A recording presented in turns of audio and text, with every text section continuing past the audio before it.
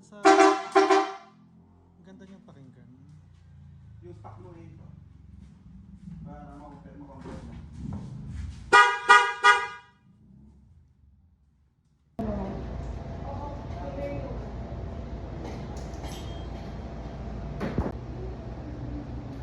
Ay, magsabayan ka na.